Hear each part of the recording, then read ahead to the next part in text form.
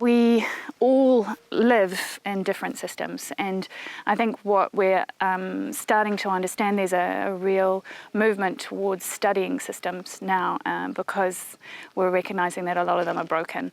And so systems thinking is taking a very holistic look at a subject and seeing, well, where are the pain points, where are the hurdles, the challenges, and trying to start thinking about, well, how do we need to shift systems to actually go somewhere where we're much better.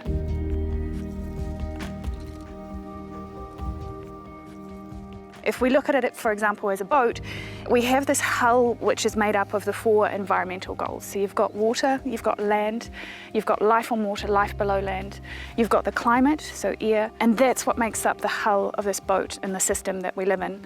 And in the infrastructure, you've got the people. And then at the back, we have this motor. And one of our biggest challenges is that we need to swap out this motor that's swamping the boat with emissions and taking up too much resources, and we need to switch it for a motor that is powered by renewables without destabilising the boat. It's a big challenge, but it's an exciting opportunity to make actually a better world for future generations. There's some who still do not want to see the change because it's a scary one. You know, any systems change comes first from the grassroots up. So if you think about, you put a pot of water on the stove, and if it sits there without actually turning up the heat, it doesn't actually change. To change the system, you need the heat to actually transform it to something else. It's the pressure from this grassroots that is actually going to make governments at a local, national, or international level change things. And I think that we can be leaders in New Zealand around climate. We can show the world how you can actually shift a system without it actually becoming a conflict situation. Within this community, within this district, we have the capacity, not just only with human resources, but also capital, to actually model how things could be done. But everyone needs to get their sleeves up and get stuck in and work as one, so we're all focused on that goal. The 2 groups that we've got up and running, and we're looking at expanding these, one of them is in the hospo sector. It's led by Chrissy from Big Fig and Brona Parsons from Federal Diner, and they decided that their priorities were around food waste, chemicals down the drains, and getting rid of single-use plastic.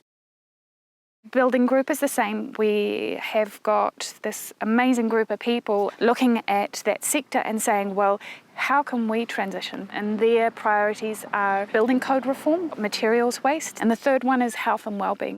This is where I think change comes from. We're sort of going from that, what I'd say is a teenage brain mentality where we're just looking after ourselves. And we're transitioning now towards maybe that more adult brain where we're understanding it's the rational decision maker that needs to actually take control of the reins. And it is going to be painful. Like, there are some things that we're going to have to say we're not going to be able to do. We've got the aviation industry, which is in full transition, and they don't know what planes are going to look like or how they're going to be in 20, 30 years. With respect to the airport and increasing those numbers, to me that's a business as usual. It's not taking into account that transition of the economic system.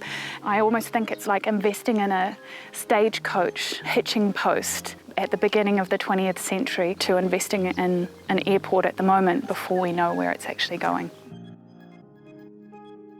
So I think at the end of this transition, we've got to focus on what is that next step that we want to go to. We want to not only just sustain a boat, we actually want it to make it a better place for future generations.